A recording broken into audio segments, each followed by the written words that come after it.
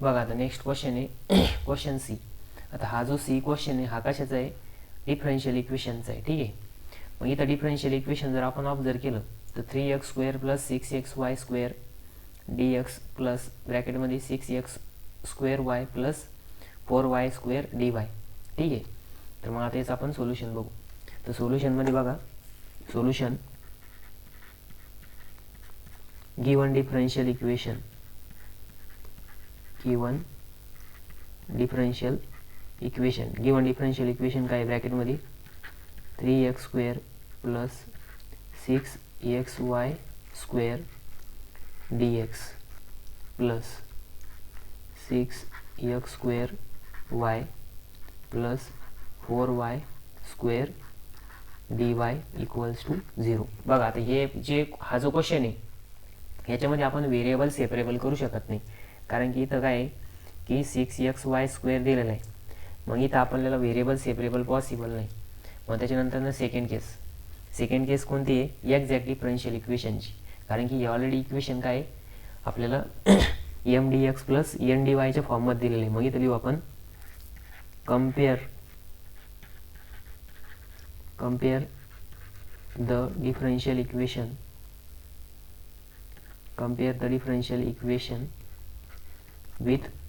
with standard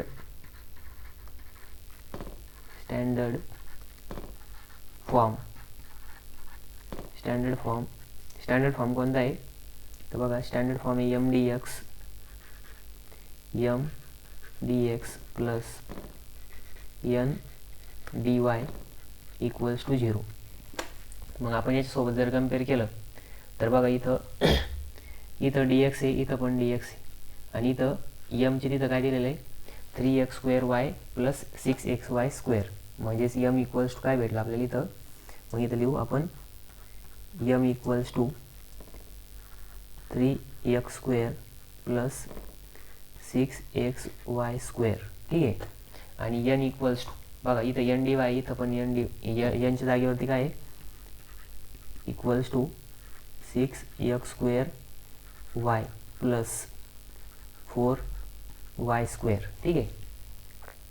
मग आता बघा याचं काय करायचं, पार्शियल डेरिव्हेटिव्ह घ्यायचं. काय घ्यायचं, पार्शियल डेरिव्हेटिव्ह. आपल्याला आता ही इक्वेशन एक्झॅक्ट डिफरन्शियल इक्वेशन आहे की नाही पहिले व्हेरीफाय करायचं. ठीक आहे. मग त्यासाठी काय करावं लागेल आपल्याला, डिफरन्शिएट करावं लागेल.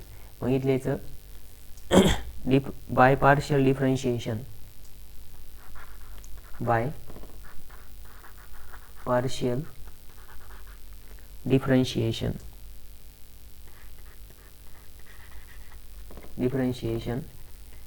With respect. मग बघा आता इथं पहिले काय करायचं, mdy फाइंड आउट करायचं. ठीक आहे. मग इथं mdy फाइंड आउट करायचं पहिले, पार्शियल डिफरन्शिएशन, आणि मग इथं फाइंड आउट करायचं ∂m/∂y. ठीक आहे. ∂m/∂y म्हणजे इथं काय येणार ∂/∂y ऑफ 3x² + 6xy². आता बघा पार्शियल डिफरन्शिएशन म्हणजे काय की आपण इथं विथ रिस्पेक्ट टू कशाचे डेरिव्हेटिव्ह घेतोय. बघा जे आपलं नॉर्मल डिफरन्शिएशन राहतं त्याच्यामध्ये आपण d/dx यूज करतो, आणि इथं काय ∂/∂y यूज करतो. ठीक आहे. याला डो पण म्हणत्या, काही याच्यामध्ये डेल पण म्हणत्या, ∂m/∂y. ठीक आहे. आणि काही याच्यामध्ये डो पण म्हणते. ठीक आहे. तर डेल आपण डेल म्हणू, del ∂y of 3x² + 6xy². मग आता बघा कशाच्या रिस्पेक्टमध्ये डेरिव्हेटिव्ह इथं वायच्या रिस्पेक्टमध्ये. मग याचा अर्थ वायच्या रिस्पेक्टमध्ये ज्यावेळेस डेरिव्हेटिव्ह घेणार आहे त्यावेळेस जी एक्सच्या टर्म राहणार आहे त्या काय राहणार आहे, कॉन्स्टंट म्हणून ॲक्ट होणार आहे. ठीक आहे. मग इथं येणार ∂m/∂y = आता बघा 3x² काय कॉन्स्टंट टर्म आहे, आणि कॉन्स्टंटचा डेरिव्हेटिव्ह काय येतो 0 येतो, प्लस आता 6xy² आहे. आता y² चा डेरिव्हेटिव्ह काढू शकतो, पण हा 6y कसा आहे, 6x कसा आहे कॉन्स्टंट आहे. म्हणून इथं काय येणार 2 बघा आता हा बाहेर आला, आणि ∂y/∂y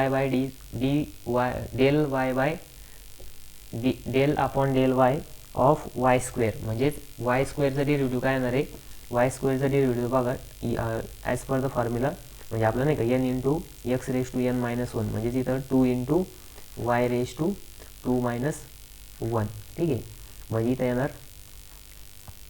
del m upon del y is equals to, म्हणजे इथं 2 6 12, म्हणजेच 6 दुने 12 एक्स ॲज इट इज, आणि y raise to 2 minus one, म्हणजे 2 मायनस वन म्हणजेच काय 1 येणार आहे. मग वाय रेस टू 1 आपण लिहितो का, नाही लिहित. ठीक आहे, त्याच्यानंतर तसंच इथं पार्शियल डेरिव्हेटिव्ह ऑफ n घ्यायचं.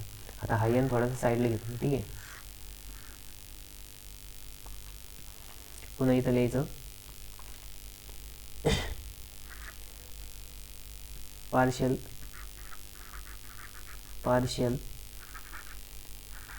differentiation with respect to x, आणि विथ रिस्पेक्ट टू इथं काय घेतलं होतं, y घेतलं होतं. ठीक आहे, मग विथ रिस्पेक्ट टू x मध्ये काय करायचं, इथं del n upon del y is equals to del by del y, sorry del x. ठीक आहे, कारण एक्सच्या रिस्पेक्टमध्ये आपलं डिफरन्शिएशन चालू आहे आता. मग इथे येणार डेल अपॉन डेल एक्स, मग इथं काय येणार 6x² y प्लस 4y². ठीक आहे, मग आता इथं काय होईल, मग इथे येणार del n upon del x is equals to 6x² y. 6x² y मध्ये आता बघा एक्सच्या रिस्पेक्टमध्ये डेरिव्हेटिव्ह, म्हणजे वायच्या टर्म कशी इथं कॉन्स्टंट आहे. मग बघा हा 6 कॉन्स्टंट आहे, हा बाहेर येणार, आणि वाय पण काय इथं कॉन्स्टंट म्हणून ॲक्ट होणार. आणि त्याच्यानंतर x² चा डेरिव्हेटिव्ह काय येईल 2 into x raise to 2 minus one. ठीक आहे, 2 मायनस वन प्लस आता 4 तर कॉन्स्टंट आहे, आणि वाय पण काय इथं कॉन्स्टंट आहे, म्हणजे 0. मग इथं काय येणार del n upon del x is equals to, बघा 6 दुने 12, आणि x raise to 2 minus one, म्हणजेच एक्स रेस टू काय येणार आहे 1 येणार आहे. एक्स रेस टू 1 आपण 1 लिहित नाही, रेस टू 1. ठीक आहे, आणि हा वाय ॲज इट इज. मग बघा del m upon del Y आणि del n upon del X, दोघं पण कसे आले, सेम आले. कसे आले, सेम आले. मग आता दोघं सेम आले म्हणजे काय की ही इक्वेशन, हे जे डिफरन्शियल इक्वेशन आहे कसं आहे, एक्झॅक्ट डिफरन्शियल इक्वेशन आहे. मग बघा इथं मध्ये एक लाईन मारतो मी.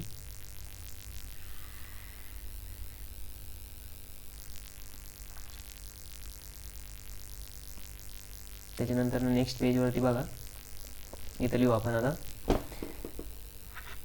Del m upon del y is equals to del n upon del x is equals to 12xy, म्हणजे दोघं पण कसे आले, सेम आले, 12xy आला. ठीक आहे, मग याचा अर्थ इथे लिहायचं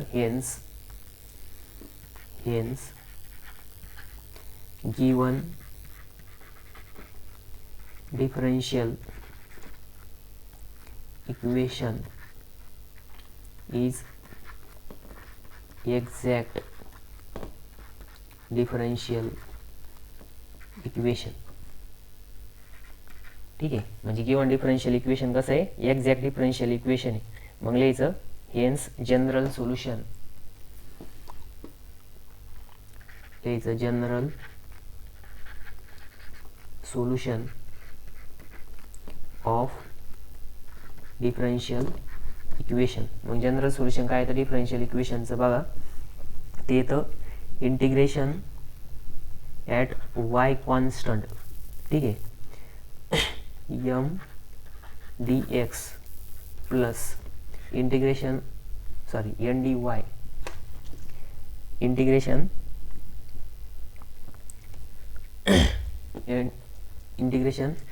n dy, आणि इथं लिहायचं n not containing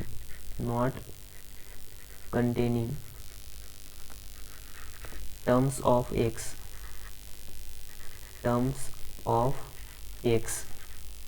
equals to constant. हा कशाचा फॉर्म्युला आहे, जनरल सोल्युशनचा फॉर्म्युला आहे. मग इथं काय घ्यायचं आपल्याला, mचा इंटिग्रेशन घ्यायचं विथ रिस्पेक्ट टू dx, कधी y कॉन्स्टंट ठेवायचं, आणि इथं n मधल्या त्याच टर्म घ्यायच्या ज्या x कंटेन करीत नाही, म्हणजे त्याच्यामध्ये x नसला पाहिजे, फक्त yच्या टर्म घ्यायच्या, ओनली y. ज्याला x मल्टिपल असेल ती पण टर्म नाही घ्यायची. ठीक आहे, मग याच्यानुसार बघा आता इंटिग्रेशन ऑफ, आधी इथं काय y ॲज अ कॉन्स्टंट, मग m काय आपल्याकडं 3x² प्लस 6xy². मग इथं लिहायचं 3x² प्लस 6xy² आणि हा dx ॲज इट इज. ठीक आहे. हा यमच्या जागेवरती यम लिहिला प्लस इंटिग्रेशन ऑफ एन. आता एन मधल्या कोणत्या टर्म घ्यायच्या बघा, एन मधल्या फक्त वायच्या टर्म घ्यायच्या, एक्स असलेल्या टर्म घ्यायच्याच नाही. बघा इथं तुम्ही म्हणशाल एक्स पण आहे वाय पण आहे, मग हे घ्यायचं नाही, कारण की याच्यामध्ये एक्स आहे म्हणजे जर वाय घ्यायचंच नाही. त्याच्यानंतर इथं बघा 4y². 4y² मध्ये काय इथं फक्त वायची टर्म म्हणजे ही टर्म घ्यायची. मग बघा इथे येणार 4y² dy is equals to constant. ठीक आहे.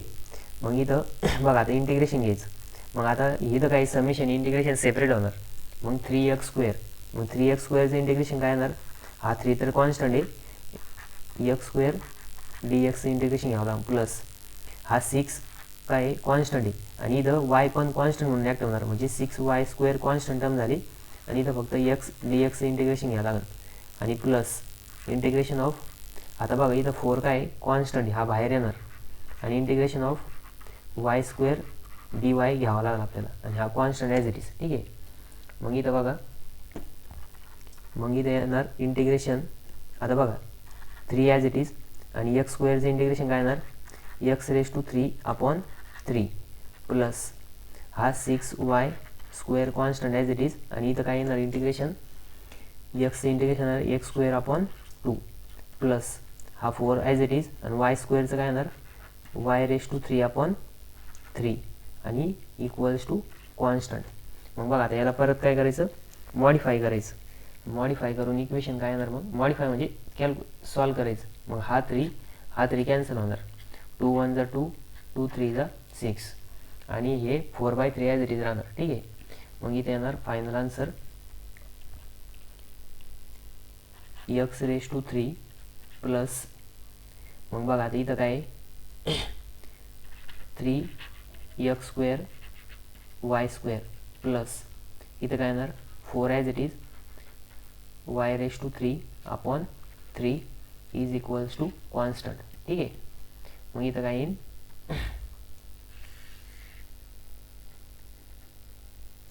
बघा इथं final equation final general solution काय आलं, x⁻³ plus 3x² plus y² plus 4y³ 3.